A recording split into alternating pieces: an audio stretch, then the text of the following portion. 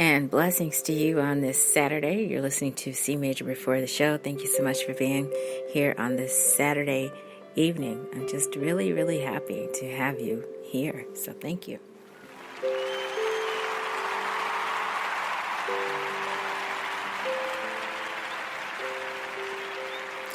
And if you were with us last weekend, you know it was St. Patrick's Day weekend. And so we said Irish blessings. But I hope that everyone had a really great holiday, and we're hoping that your Saturday is just as beautiful as what we're seeing here.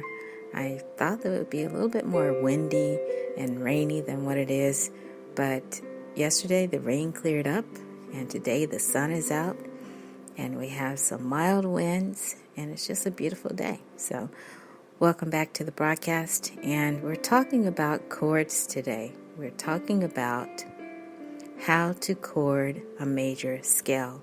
So I hope you'll stay with us. Stay tuned, and we'll be right back.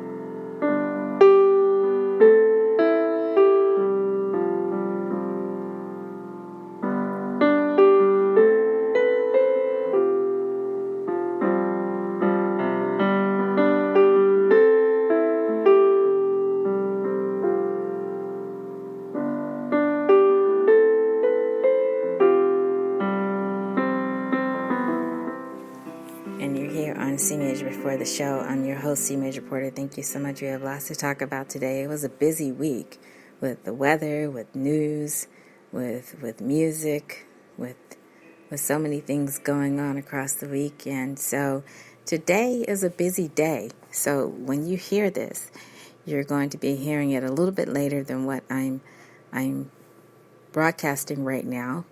But it's okay. It's still good information that hopefully you can take with you and run with it and make the best music that you can make. So today is going to be a shorter broadcast than normal because we have some other things that we need to get to this evening. And then also, let me just say a special announcement about the CMajor radio show.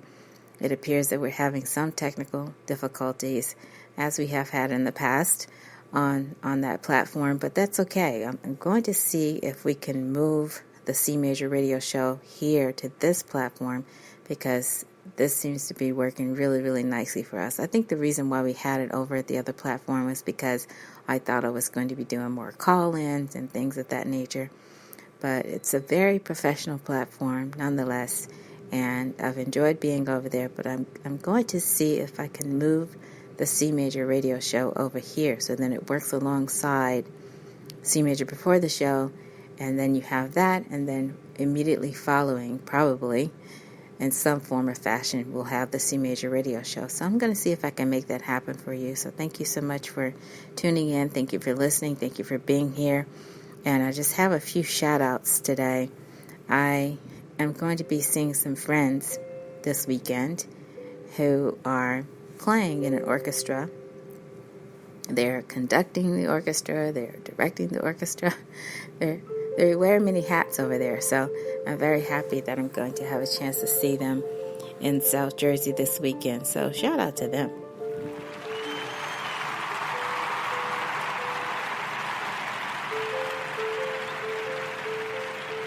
It's always exciting to see some fresh talent and some new talent that's going on in the greater New York City area and the tri-state area. So it's very exciting for me to have a chance to listen to really great performances and see great performers. So I'm excited about that.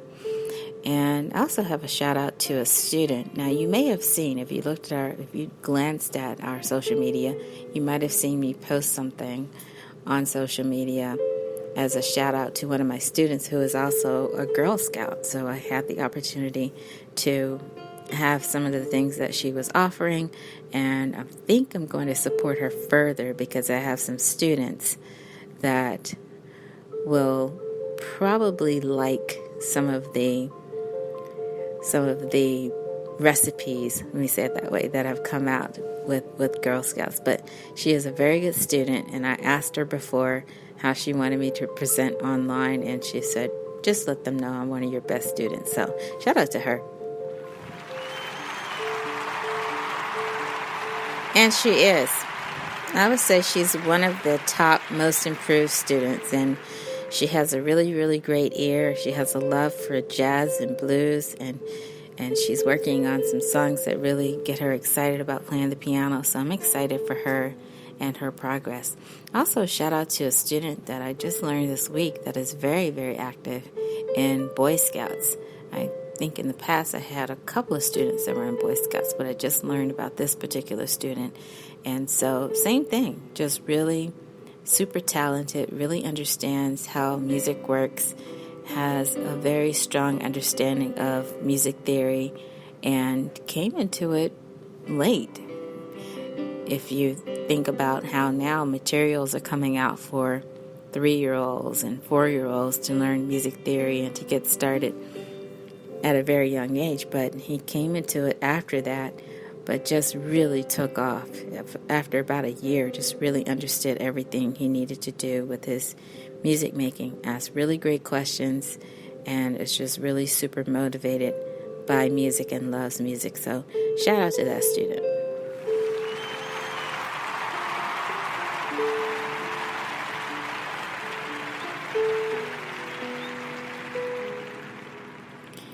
Now, I do want to say a little bit more about what we're going to talk about, and then I'm going to go back into our shout-outs. But we are going to talk about chords. As you know, we are in the middle of our Piano for Parents series. Actually, we're probably more towards the close of the first 12 weeks of this series. So hopefully you've enjoyed it. I hope so. Thank you for your enthusiasm. That's always encouraging. And what I've learned over the years is that many parents that I've worked with want to keep track of their child's learning progress, and they want to know how to talk with their children. A lot of parents that I work with are non-musicians, and so they really have to rely on teachers or their children to talk about music, which can be seriously confusing for them. It could be seriously frustrating at times. But I just thought if parents just knew a little something about music themselves, it would open up the door for conversation and maybe even bring the family closer together. So we all know that music brings people closer together, but what about families? Can music bring families closer together? Anyway, I'm going to save my comments because I do have a lessons expert that I hope to speak with right here on this platform in about a couple of weeks. We've already been chit-chatting along the way, and she's a marvelous person, a really top professional in the field of lessons, programs, and has a passion for music education, and the arts. And I'm very excited that she is considering coming here on CMajor Before the Show to give her opinion, to offer her ideas, to have a conversation with me. And it's going to be interesting. You won't want to miss it. And of course, I'll be saying more about it as it gets closer, and to promote it, because what's going to make you tune in is how different her ideas are. So you may be thinking one way, but she definitely has a spin on how things should be. So I love her philosophy, and at the same time, I'm excited that I get to present some ideas that she may or may not agree with. So that's going to be interesting. So shout out to her. I don't know if she's listening to this podcast right now, but I am anticipating your arrival to CMajor Before the Show, and we will be very, very pleased to have you here on the podcast. So shout out to her.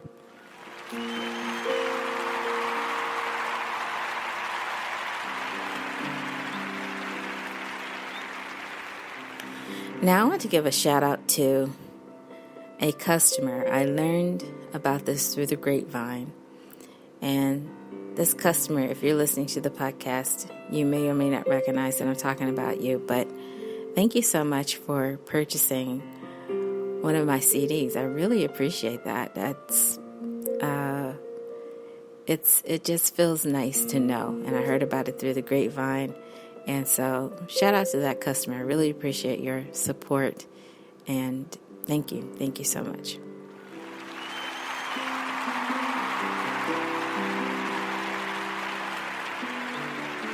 The customer is very involved in music and music making, and so it's just really encouraging to me to know that someone thinks that they can learn a little something of the information that we share here on the podcast and to learn from what we have to say here.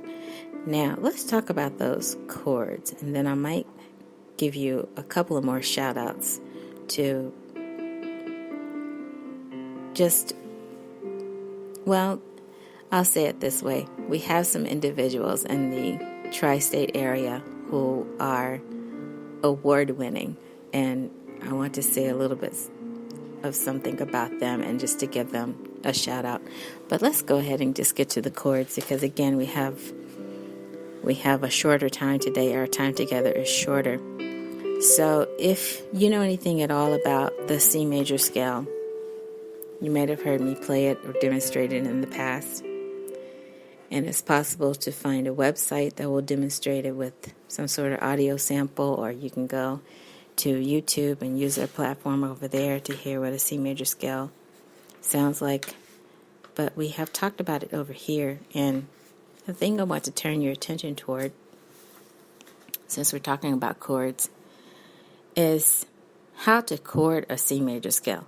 Now, one exciting thing that I notice when I teach my younger students the C major scale, and older students too, but especially the younger students, because they like to run with the information. As soon as you show them one thing, then they just take off with it. At least that's the students that I have.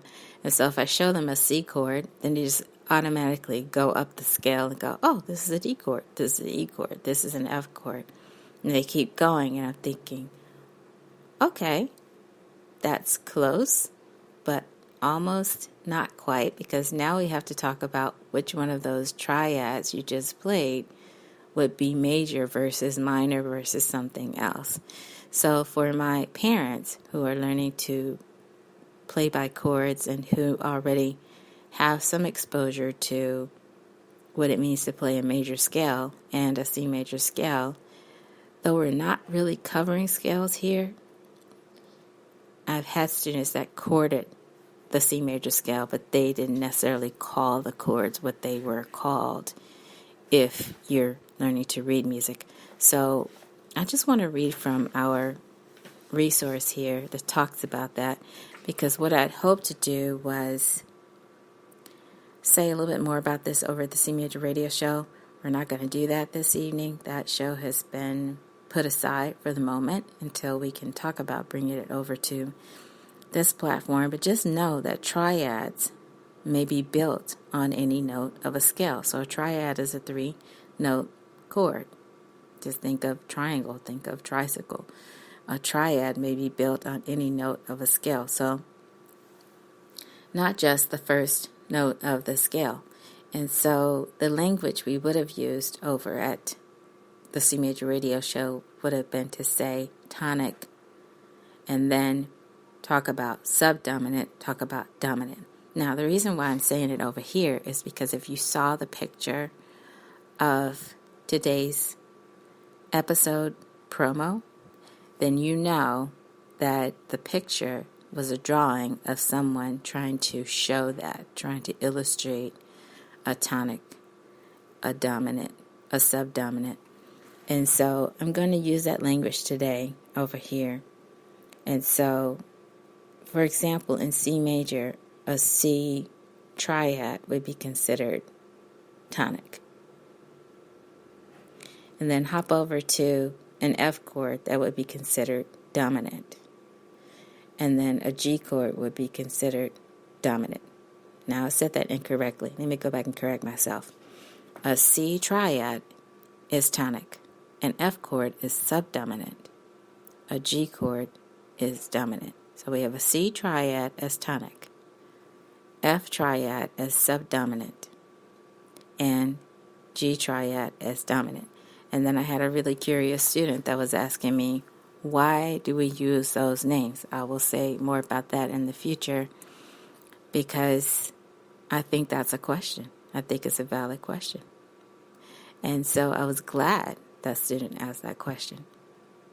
So we'll jump more into that. I think once we bring the CMajor radio show here to this platform at Spreaker, that we will be able to talk a little bit more about the history behind what things are called.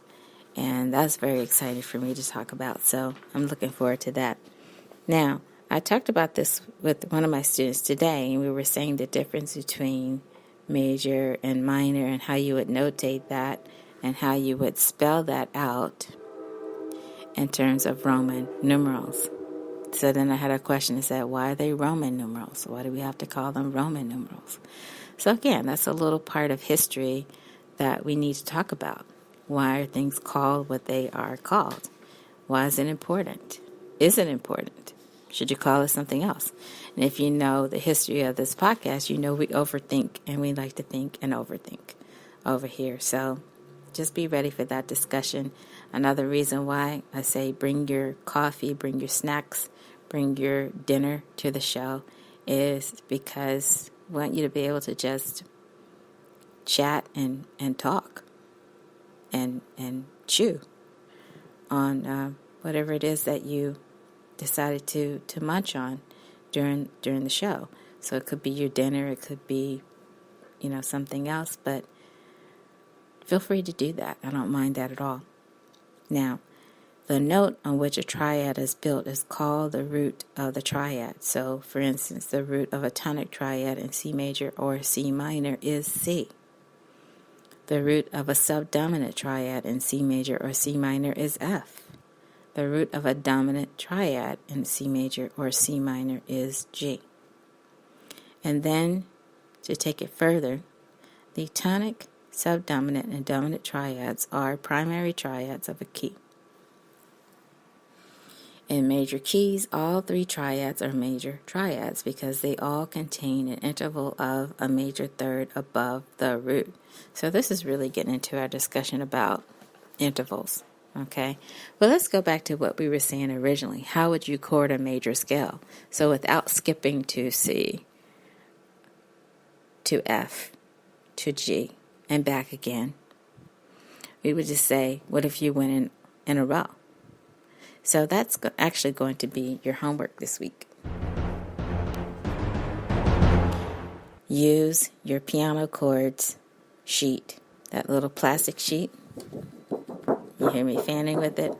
I'm bending it and I'm fanning with it. That's what it sounds like. But see if you can get a hold of it. And it's the one with the red dots on it. And so I've already come up with another idea of how to make this chord chart appear. Well, I don't want to say better, but more aligned with how I use it in my class. So I'm very excited about that.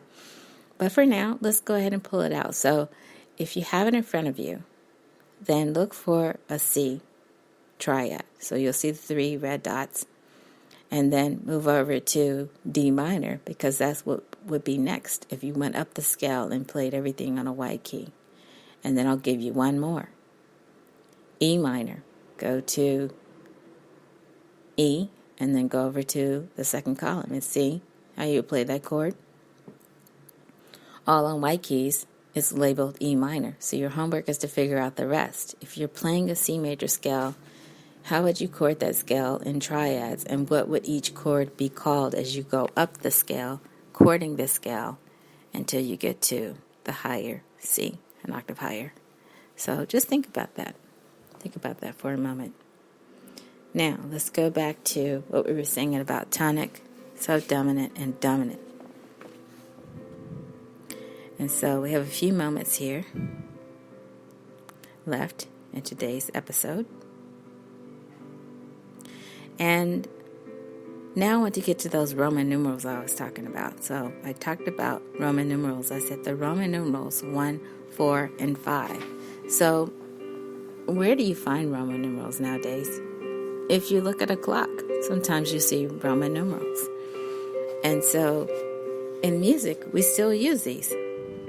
So Roman numerals 1, 4, and 5 are often used as shorthand signs for the tonic, the subdominant, the dominant triads respectively, and for example in C major, again, rather than saying C chord, F chord, G chord, you can say 1, 4, and 5.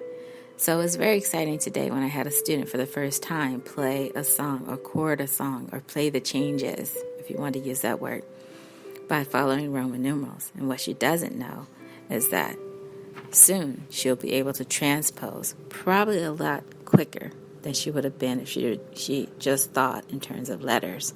So I'm very excited about that for her. So just to let you know where we are with that. Okay, now let's go back. So these are considered shorthand signs, which you may or may not find useful. And just hopefully you will. But if you prefer to just use words, you can use that too. And just know that originally Roman numerals were always written as capital letters, and it did not indicate whether the triads are major or minor. So I know that had to be really confusing. But on an exam, for instance, that we take today here in the 21st century, you don't have to indicate the lowercase. You don't. So it's up to you if you want to use what they call extended Roman, or if you do wish to use Roman figures in the examination, you can use regular method or extended Roman method, which is a later method. So you wouldn't be penalized, for instance, on the exam for using capital letters only or capital Roman numerals. But we do find it useful. We find it useful, and it's quicker if you're in a gig or something where you're playing with other musicians and you want to know, unless you already know the song well enough to know, okay, it means to play minor here instead of major. But it's a useful development to use capital letters in the case of major triads, and then smaller letters, lowercase, for minor triads. For example, in C minor. So I hope that gives you some idea. And if you care to, just look up that word transposition. Look up intervals too, because if you understand how intervals work, then that will help you understand how a triad is built. Okay, so what I want to do now is just do a couple more shout outs, and then I'm going to go over some music terms for parents that your child may or may not be encountering in their piano lessons. And then we'll end today's show. And then I'll see you next week, but I'll tell you what we're going to talk about next week. Okay, so back in a moment.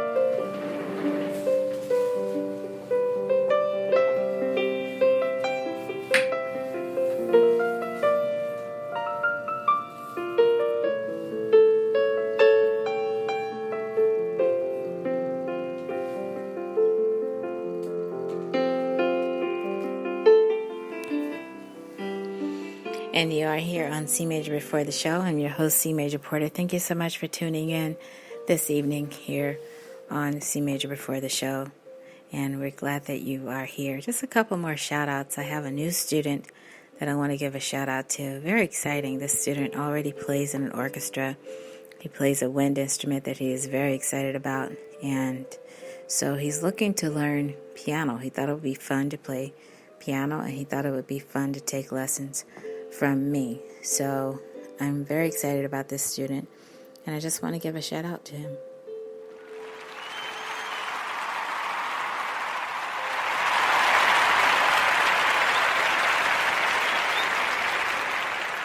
Thank you so much.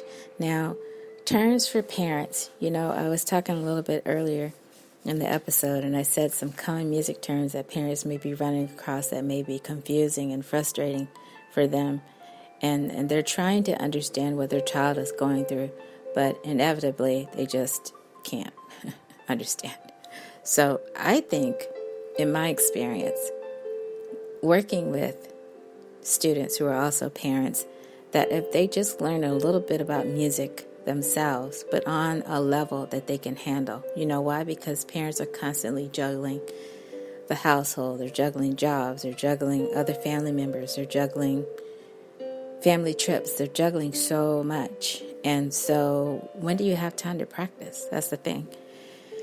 So something that you could just sit down and do quickly would be to learn to play triads. To sit at the piano, just play a few chords and then hop up and then go to the next thing. And so it's easier to keep your focus. Now, I will say this, because in the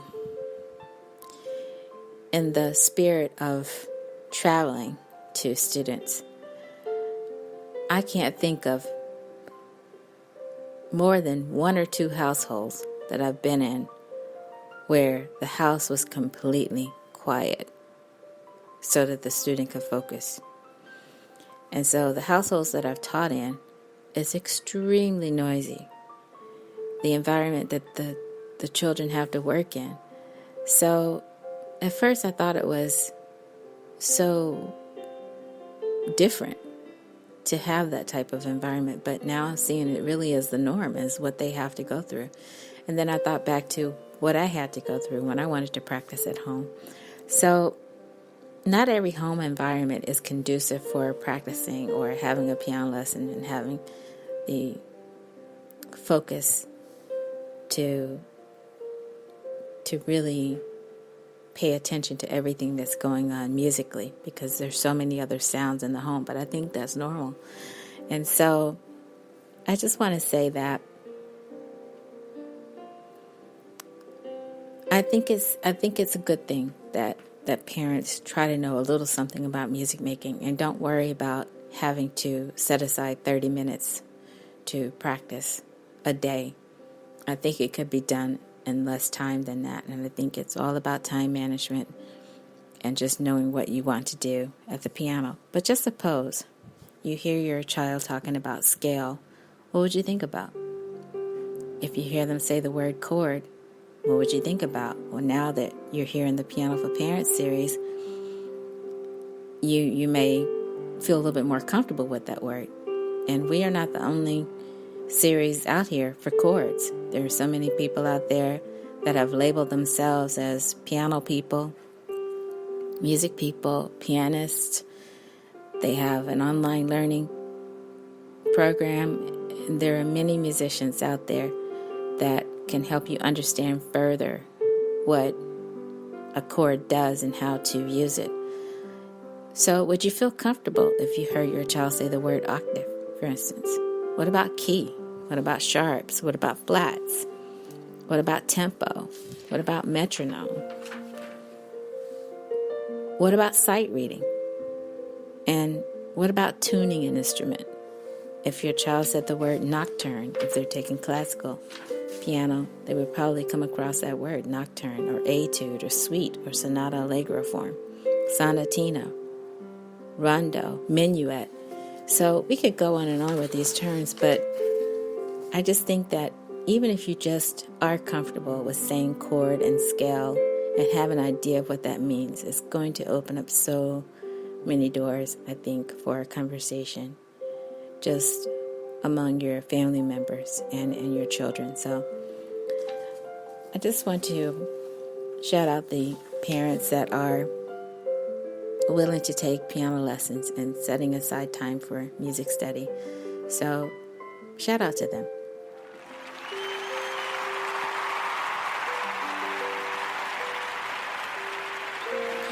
Now, on next week's show, we're going to talk about chords on the chromatic scale, how to chord a chromatic scale.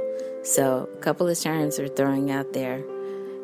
Aside from today, we said something about transposition, we said something about intervals. Maybe for homework, you might want to look up that word chromatic and what it means for music making, but we will plan to go over that on next week's episode. So thank you so much again for tuning in. Thank you for listening. Thank you for being here. Just a reminder, we will not be having the CMajor radio show this evening. And so we're looking for new ways to bring that show to you. So stick with us here on CMajor Before the Show. And we're excited about the music that you're making. And we hope to see you right here next week. I've got to get going, but I will see you next week. Have a great evening. And take some time to make the best music you can make. Take care.